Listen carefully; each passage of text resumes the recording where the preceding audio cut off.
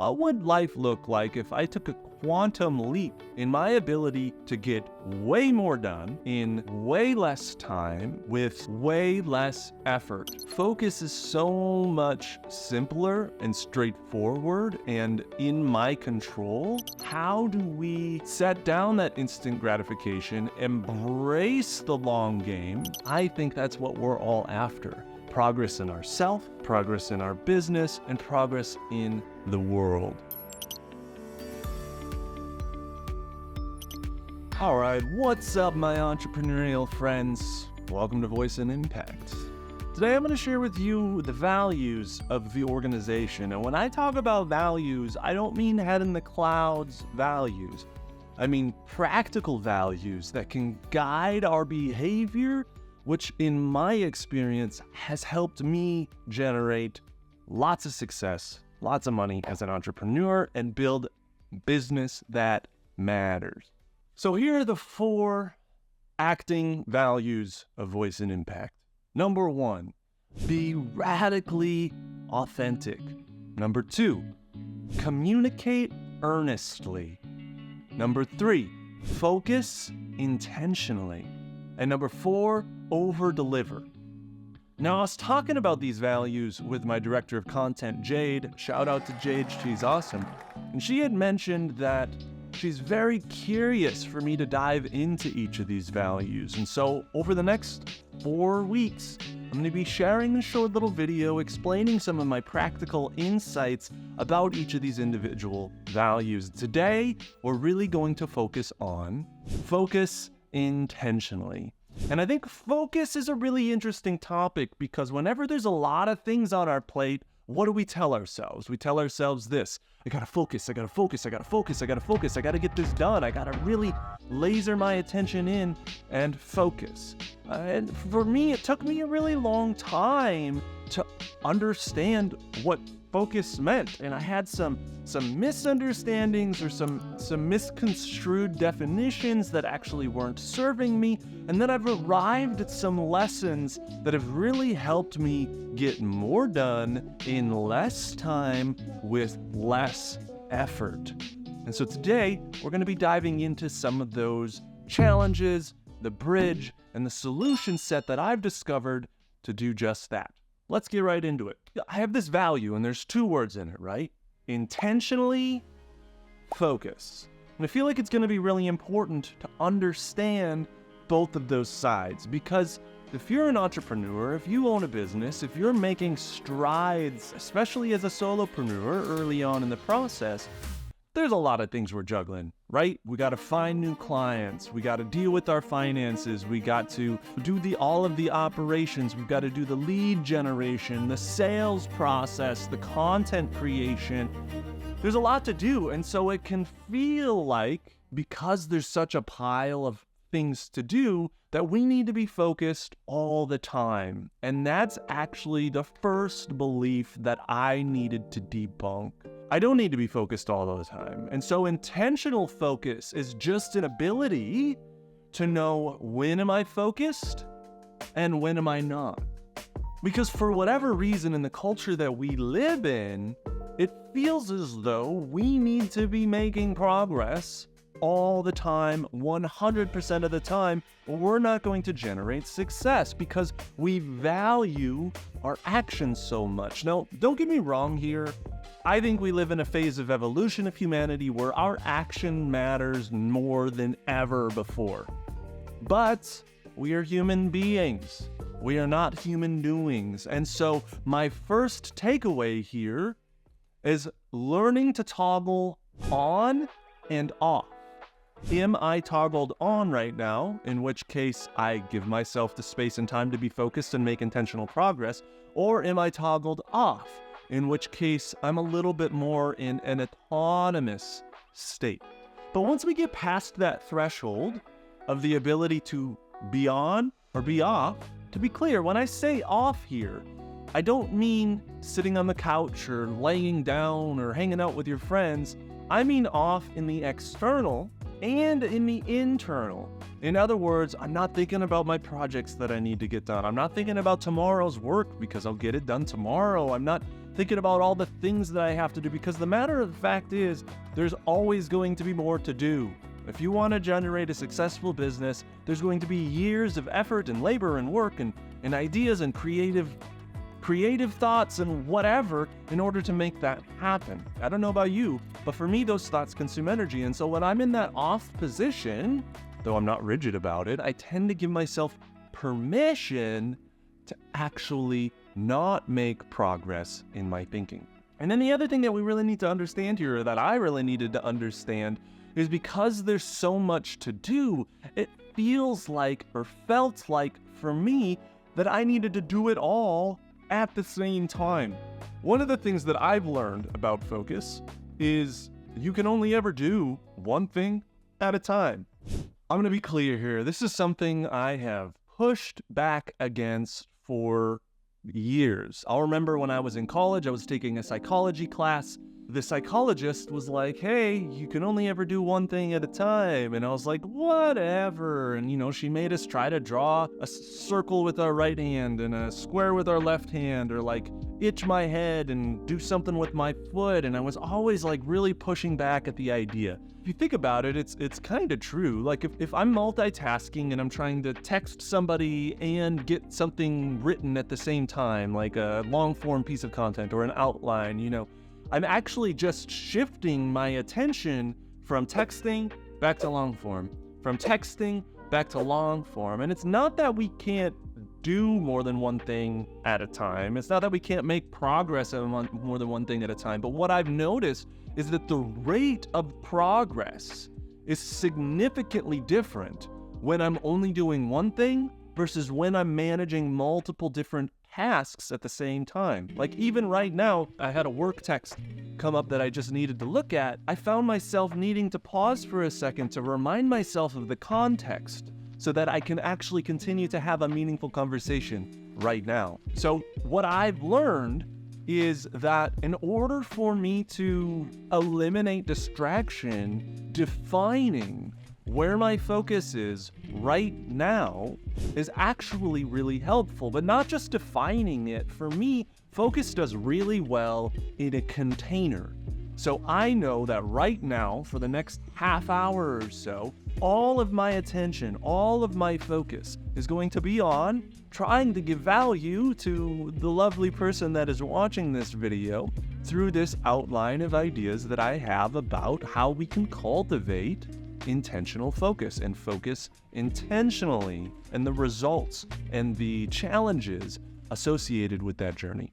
Okay, because on my journey, I have experienced a ton of burnout, a ton of burnout. And, to be clear, I think life comes in seasons. There have been seasons on my journey where it made sense to work 12, 16 hours a day, even though it felt efforted and even though it didn't feel great. And there are other times on the journey where it felt great to totally unplug for a couple of weeks. And so my point here is not to think about things rigidly. I think if you've been following Voice and Impact for a while, you'll know that I believe self-awareness and contextual understanding is really, really, really, really important. And so these ideas are no different. But if I feel like, one, I've got to get all of these things done, there's a feeling of urgency about it. Two, I got to work long hours to do it. And three, I got to do it all simultaneously. That's a great recipe for the wonderful catchphrase known as burnout. And so the way that we manage our focus and the way that we manage our ability to make meaningful progress on one thing at a time and eliminate that transition time is very, very, very important. And so here's the other thing that I'll say to this, and this is, at this point, lesson number 3. There have been a lot of moments in my journey where I like to be very in the flow, right? Time feels fluid, I'm just doing what feels right, I'm just following my inner sense, and, cue here the sort of relaxing, humming music, right? But the issue here is that I like to think about nature. I learn a lot from nature, and I think human beings, despite the development of the modern world, are a part of nature. And when you think of flow, I'm going to ask you right now, think about this. Flow and nature, I'm going to give you 10 seconds here to ask, well, what What is the most powerful representation of flow in nature?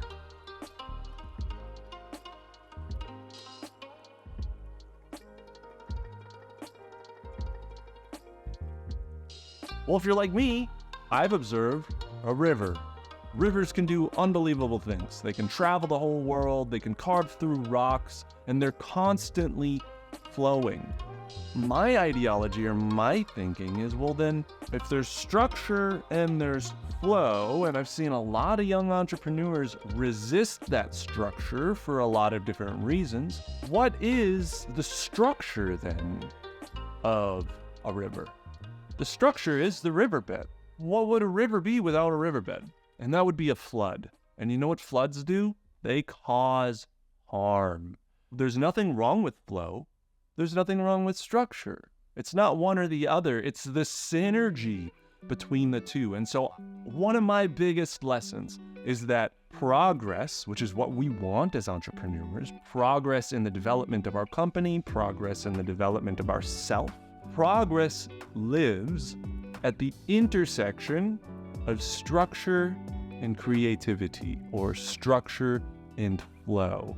And what I'm trying to articulate here is that structure matters in order to optimize our focus and make meaningful progress. And that lesson took me years, and so I'm hopeful that sharing this with you saves you some serious time. Number 4 here is that I feel like I've been told a lot in my life that growth is incremental. You know, I think there's truth in that, right? Like if I'm building my body, which is something I spend a lot of time on right now, I'm not going to be able to all of a sudden bench 400 pounds or go from nothing to squatting 500 pounds. Although I will say right now, I'm pretty proud of myself. I'm squatting the highest number that I ever have, which is still pretty humble, but it's a very incremental process. That's true necessarily in the journey of anything long term, right? Like, remember, building a business, generating a following, creating a community is a long-term game. How we learn to optimize our focus, of course, affects that long-term game. But recently, I've been reading this book, U Squared. Phenomenal, interesting read. And it's introducing me to this concept of quantum leaps in growth. In other words, not taking an incremental step, but taking a quantum leap step, which is even above exponential growth, right? Like exponential growth curves look like this, right? Just a nice little curved line. Quantum leap steps look like this, grow, and then all of a sudden it just leaps up a huge amount. And so I've allowed myself to experiment with the idea of what would life look like if I took a quantum leap in my ability to get way more done in way less time with way less effort. Because in my journey, one of the things that I've really struggled with is that growth requires effort. Yes, I think there is an element of truth to that. There is an element of no one's going to do it for you. There is an element of there are things that you don't want to do that you're going to have to do on the journey of developing your business and building the life that you want. But what if it was easy, you know? What if it felt simple? What if it was meaningful for you in that way? And that recent discovery of taking this quantum leap has really changed the game for me. And I'll just be vulnerable here and share it with you, because on my entrepreneurial journey, as I experiment with this sort of like allowing ease to be more present, allowing the feeling of not trying so hard, which has actually improved my ability to focus, by the way. I've had lots of moments in my life where unexpected shit happens, and I'm realizing now that I'm giving myself permission to not try so hard, that I identify really strongly with shit hitting the fan. And there's this thing surfacing about, well then, you know, I'm trying less hard, I'm making way more money, no shit's hitting the fan, and I'm kind of like, but when is it gonna happen? what? When is this shit gonna hit the fan? You know, like, it always happens. I know it's gonna happen. But it's not. And so that evidence, that external condition of really shit's not hitting the fan is causing me to sort of go through an identity shift. My story was so ingrained in that reactive space of responding to shit hitting the fan. So who am I when shit's not hitting the fan? It's sort of like a real thing that I'm navigating. I know this isn't directly tied to focus, but focus is so much simpler and straightforward and in my control in this environment. And so the story that I tell myself in how I identify with my surroundings inherently affects my focus. Because if I'm in the mindset of expecting shit to hit the fan, it comes with a feeling of urgency, with a feeling of not safe, with a feeling of disconnected from whatever environment I find myself in.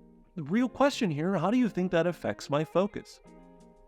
Focus shifts with that identity shift of ease, of not efforting so hard, of knowing how to turn on and off in our ability to make progress.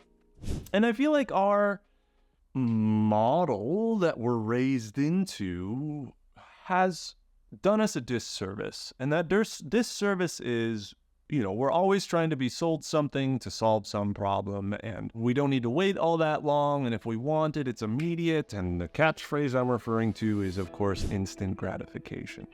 If you are pursuing your path as an entrepreneur, seeking something instant and gratifying, you're going to lose your focus quickly. You're going to lose your emotional stability very quickly, and it's going to crash and burn.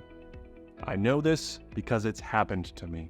It's a long game. And so how do we set down that instant gratification, embrace the long game, and really embrace the ideas? It's not about what I'm building, it's about who I'm becoming. Because for me, that mentality has allowed me to get a lot more specific, a lot more clear, and a lot more willing to cultivate focus and just do the things that I have to do. Because for me, if I have a task that takes me a really long time to get done, most of the things that take a really long time is just the emotional baggage, the kicking and screaming, right? Like, I've had tasks that take me 2 weeks to get done. When I finally muster up the courage to get it done, it took me 45 minutes. So why did I waste all of this time to just check that box?